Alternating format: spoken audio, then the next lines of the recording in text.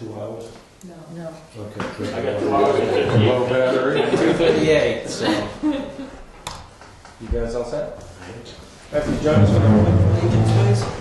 I pledge allegiance to the flag of the United States of America and to the republic for which it stands, one nation, under God, indivisible, with liberty and justice for all.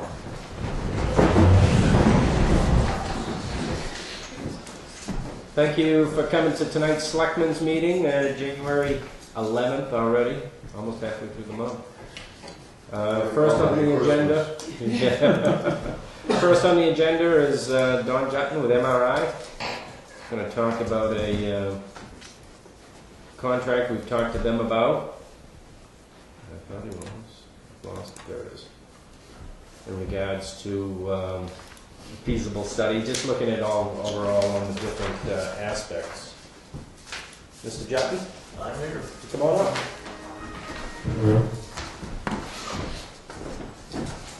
Several times. Hello. How you doing, Jutton? I know. Why? It's been a long while. I prefer to think of it as saving you. Yeah. That's what we hope. Yes. Now, I've met with Mr. Jutton and Fire All Marshal. of his fingers. Yeah. And at the time he was with the former Fire Marshal, Don Bliss, which is one of his, is he an employee or a contract employee? About the different departments we can review and the process. If you just want to update these guys in the public.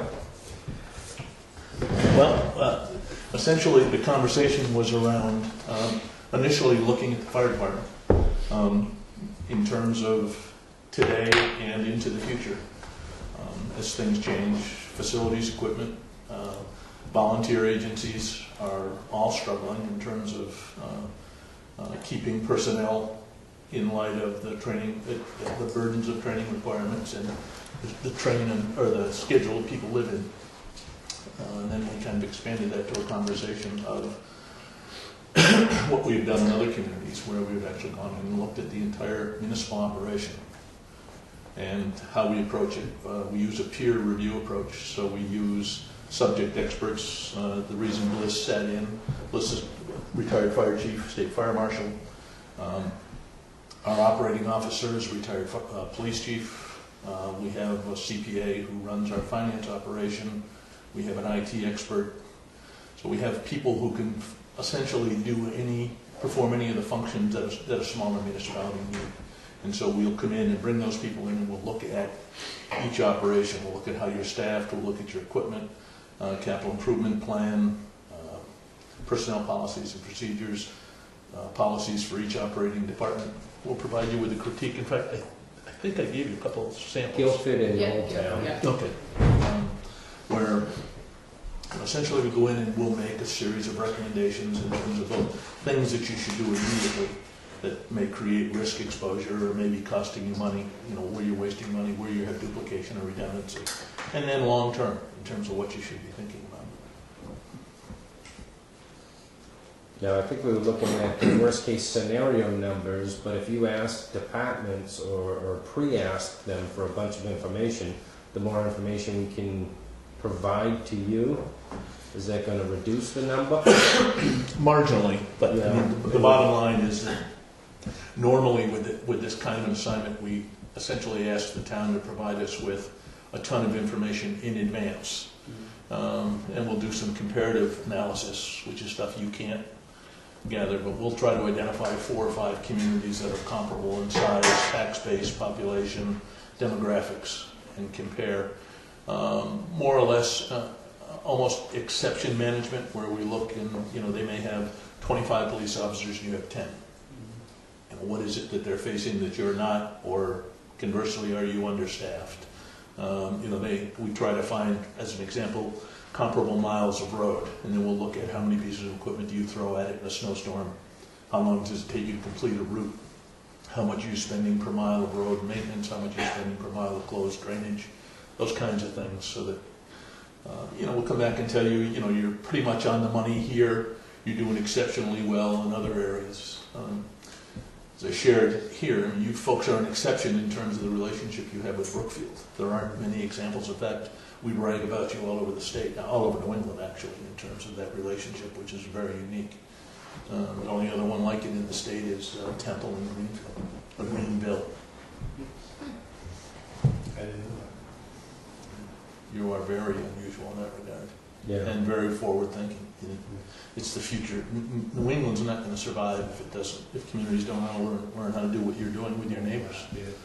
Well, we talked about it, and the reason we wanted to have you come in is the budget has been narrowed down to the finite. You know, I mean, it's so close that it's one way or the other. Anything can move it. And of course, we have to make adjustments and try to make things work for the community and provide services. And it will help for an outside source, I feel, and I think we're all in agreement with that, that's why you're here, Yeah. is it doesn't look like we're making that on an uneducated, Right. you know, just here's what we want to do. Well, and there's some merit to that. I mean, we've worked in over 400 communities throughout New England, and so every community we go in and we pick up a new idea, and we kind of drag it along with us. And so we'll be able to give you some idea of how other people are doing what you're having to do, what others have tried and have failed at, and what things you might want to consider for the future. We'll also look at your neighbors. I think one of the things we talked about is we're recommending communities now start doing their capital improvement planning with the neighboring communities, so that you look at opportunities to share things like salt sheds, like fire trucks, street sweepers, graders, things that don't get used every single day. Every town has to have a grader, but every town doesn't need a grader 52 weeks a year.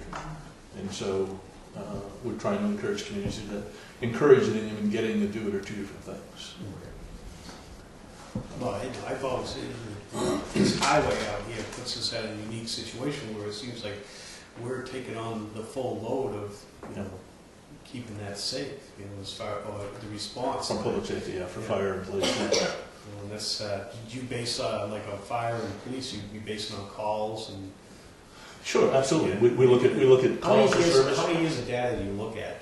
We'll probably look at 3 to 5. 3 to 5? Yeah, it depends on what we're looking at, but we'll look at calls for service. We'll look at the distribution of the calls. We'll look at the nature of the calls if we're talking public safety. You know, typically what's happened in the last 20 years is that, you know, fire departments really have become EMS departments that occasionally fight fires. That's exactly. That's right. what we're at. Yeah.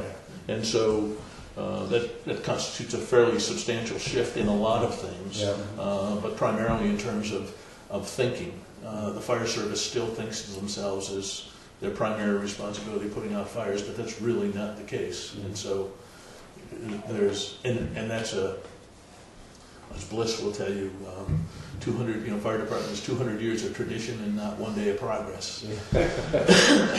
And so we struggle to try and get them to rethink their mission and their approach.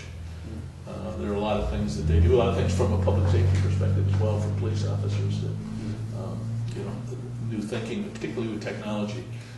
Police departments can become more the eyes and ears of public works, of code enforcement, of the town by virtue of the fact that they're out there, and technology now allows them to pretty much with a GPS, they can hit a pothole, push a button, and it'll send a report to DPW. So you don't have to send a highway person out on patrol. Again, I don't know what you're doing here anymore, but most public works departments will once a week send somebody out on patrol to check the roads. Yeah. Well, you know, that's a person day plus the gas plus the vehicle. And if you've got 3 or 4 police officers out on the road in a 24-hour period of time, policing is one of the most boring jobs in the world 80% of the time.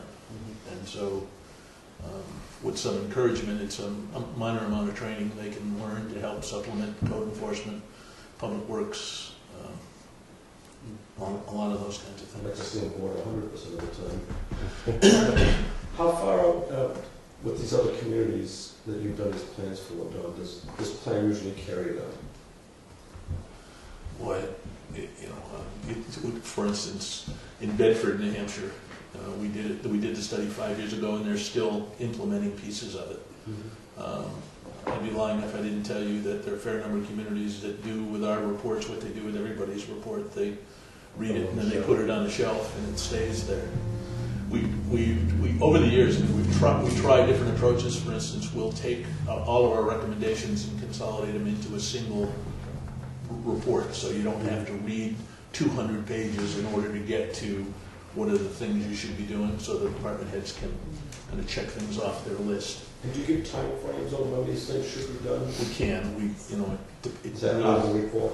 It can be. I mean, it really depends upon what the community wants. I mean, if you want us to present things, from a time perspective, it'll require us to do a little bit more in terms of an analysis of your finance Well, I'm situation. saying in terms of the capital improvement plan, I mean, if you're going to be trying to plan ahead, Yeah. you need those time frames. Prioritize them. Yeah. Yeah, frankly, a lot of the things we'll be recommending anymore is you look at ways that you can share services, facilities, and equipment with other people. And so, I don't know what you have for GIS anymore. I know just after I left, we work with them a lot. So, one of the things we'll do is, for instance, we'll plot not only your community but surrounding communities, and then we'll look at distances to fire stations, police stations, highway garages, salt sheds, those kinds of things, so that at least you have an understanding that of what you don't have to build for yourself if you don't want to. I mean, we're still a bunch of stubborn Yankees who all want our own whatever. Yeah. But at the end of the day, do you really care what it says on the side of the fire truck if your house is on fire? I'd like to help, we don't like to share. Yeah, that's right. Do you also look into the different revenue sources that other communities get, like grant funding and stuff, and make recommendations in that situation for different communities? Yeah, we'll look at some. I mean, grants are the perpetual kind of gold pot at the end of the rainbow. Anybody who thinks there's going to be a lot of grants out there for the next 15 years is smoking their lunch, frankly. There's no money in there's nobody the feds can borrow money from anymore. There's nobody the states can borrow money from the feds, and we're going to take it on the chin at the local level. There will be some focused ones. There's safer grants for your fire department, and there have been cops fast grants to add police officers. There may be some environmental. I just didn't know the cross-referencing of the different communities. If you looked and said, all right, well, geez, Ossipes received this kind of grant funding for this, and you're not, why not? Oh yeah, sure. I mean, we'll pick that off immediately if there is anything. Primarily, what we'd be looking now is at cops grants, safer grants, and maybe some environmental stuff. Some of the things we will do is share some ideas in terms of what other communities are doing. As an example, we're working with a community down in Rhode Island now that has established a policy in certain neighborhoods where there's rental property, that the first 3 police calls in a month are ours, and then we start billing you. And so that's a new approach. There are some places that are entertaining the notion of, with emergency services, with fire services as an example, that the tax base will support a certain level, but just like with ambulance, where we bill and we collect from insurance companies, people are looking into the possibility of treating fire the same way. Is that if you have homeowners insurance policy, why can't we send a bill for a response for certain things to them? Now they're not. I mean, nobody's setting the world on fire, pardon the pun, in terms of that kind of an approach. But those are things that are being thought about. A lot of communities now are looking at separating out what we call core services, which are those essential services, from those services that can or should be self-sustaining or partially self-sustaining. So recreation programs are traditional in New Hampshire, that they are at least partially self-sustaining, pushing them in that kind of direction, and finding ways to unitize the cost of certain kinds of services the same way you unitize the cost of water and sewer. It's much easier in theory.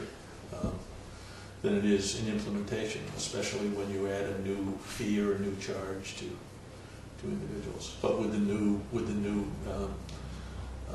was it MS4 program for municipal sewers that EPA is forcing, a lot of communities are now going to treat their drainage system as a utility. And so each household, they calculate the square footage of impervious area on every house lot, and then they assess 2 cents a square foot or some number in order to capture the fees necessary to maintain the stormwater, or to maintain the stormwater system.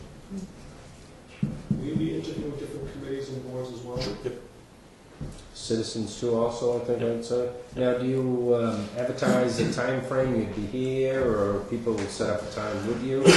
Oh, no, we would. Private organizations? Yeah, no, we'll make appointments with departments. I mean, there may be a day when 2 or 3 people are in town doing different things, but generally we may set up a time. It really depends upon the community and the approach. So in some communities we do an online survey.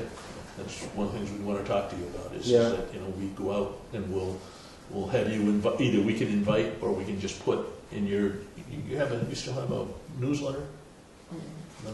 We do have a local TV station that we Oh, can okay. advertise. Okay, so you can put a web address on, and then people can go and take the survey, and we can come back and draw some conclusions from the survey in terms of what areas should we be focusing on in terms of fee-generated services, as an example.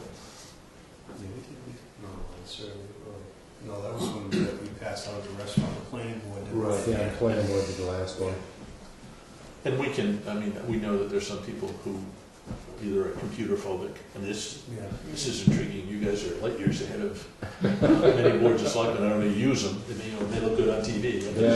Assuming that you use them. I'm playing solitaire. Actually, they search a lot of paper. They really do. I tell you, my household has gotten, Not to reduced in mention, the paper. not to mention the fact that while somebody's talking, we can be researching what they're saying right online, Google it, and bring it up. And Absolutely. Yeah, it works out great for the maps online. When we're talking about things. Do you use the maps online with your planning board? Yeah.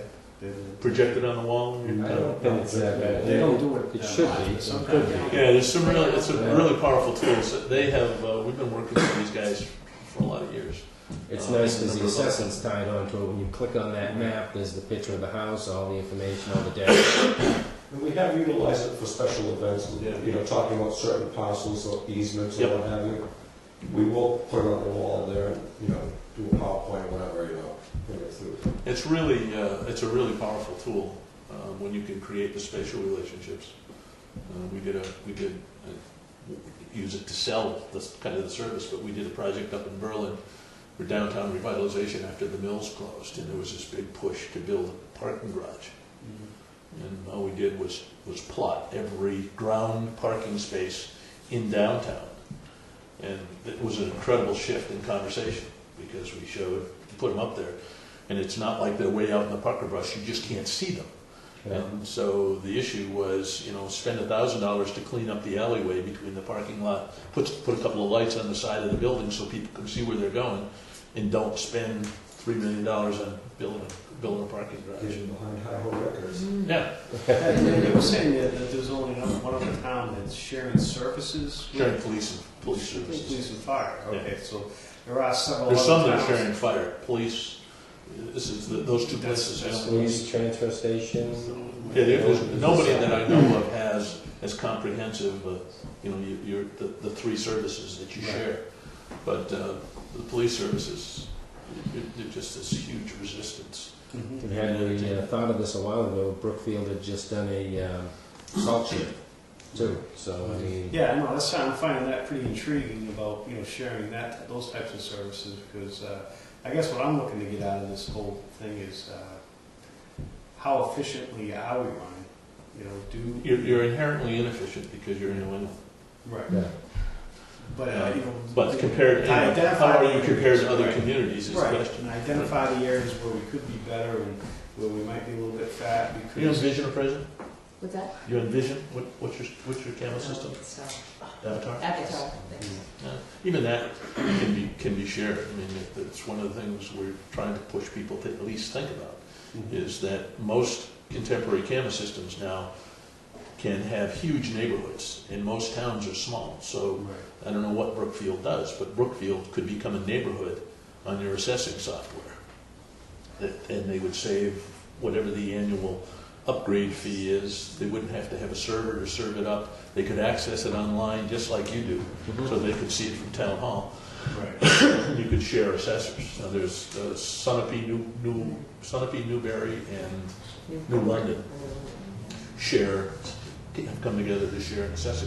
We Do you actually see- think about it, Tamworth. Where we are in New England and everything like that, and I know with the Brookfield intergovernmental agreement, we've had, like, well, how are you breaking this down at one time, and at one time they actually went around, searched around for, see if they are getting the bang for the buck, and they found out they were.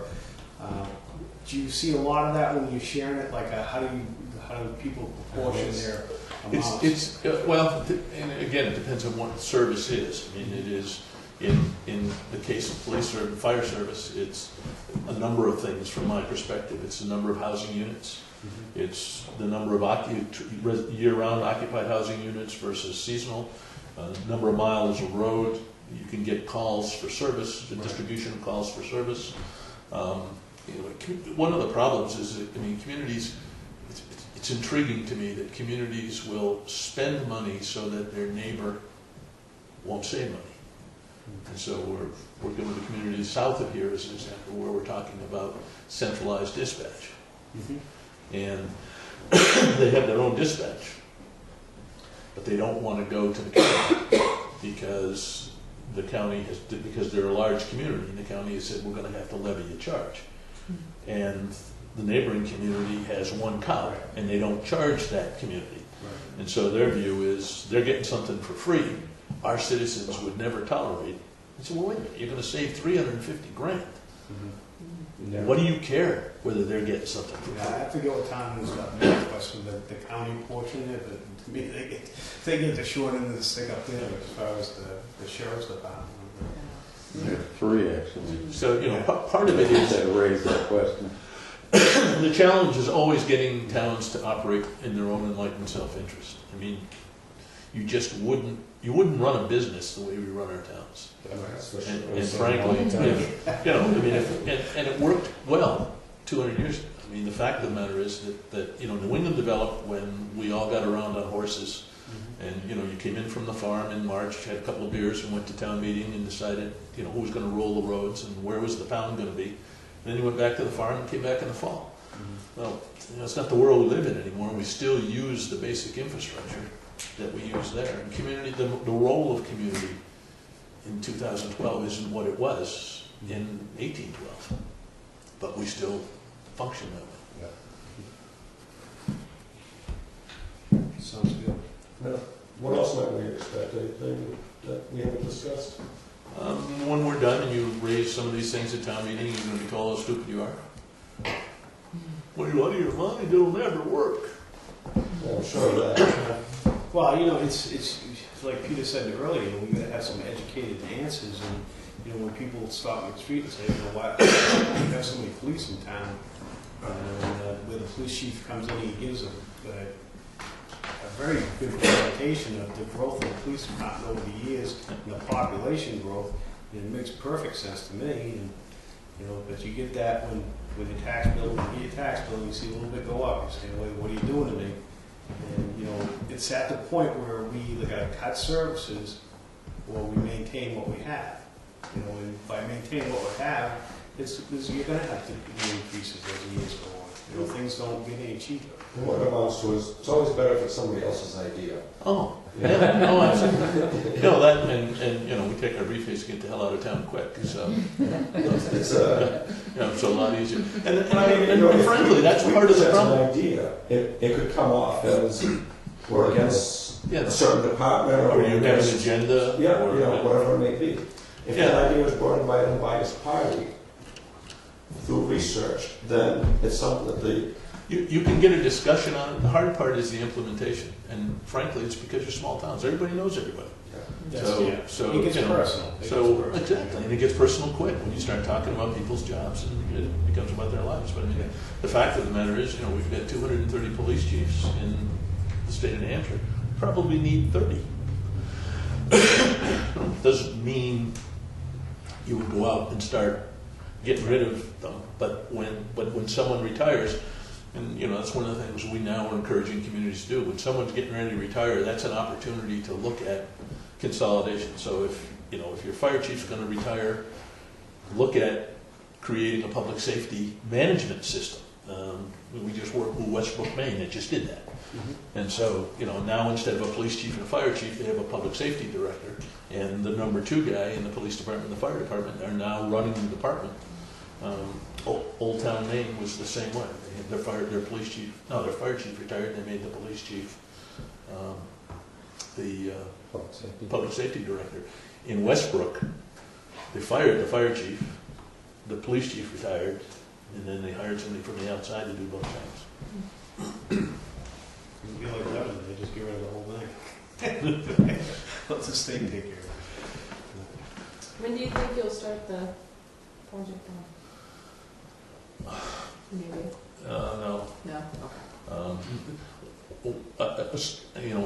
Once you decide, or if you're deciding, if you're going to do the whole shebang, or I think what we already did. pieces. I think they're Yeah, we've Oh, already. you already decided? Decided that, Oh, yeah. all right, okay, good.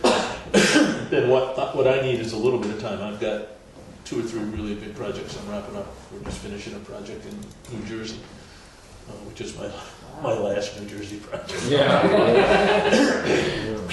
You think it's crazy up here? I gotta tell you, I have No, I'm never. from New Jersey. Oh, right? Wow, zoo. Yeah. Never have I experienced anything like this. They have just a quick war story, and I love war stories. They adopted what amounts to the town manager form of government in 1996. They hired their manager in 96. They fired him in 98, and they haven't had anybody in the position since then. And nobody is in charge. We got an assignment to study the police department and the fire department. It took us 90 days to get a meeting because no one would return our phone calls. The council they have a mayor and a council, and they're not talking to each other. They spent $500,000 in 2011 suing one another. They each have their own lawyers, and they're suing one another. And the mayor wouldn't call us because the council was the one who voted to hire us. And the council wouldn't call us back because they weren't going to talk to us until the mayor had talked to them. Wow. So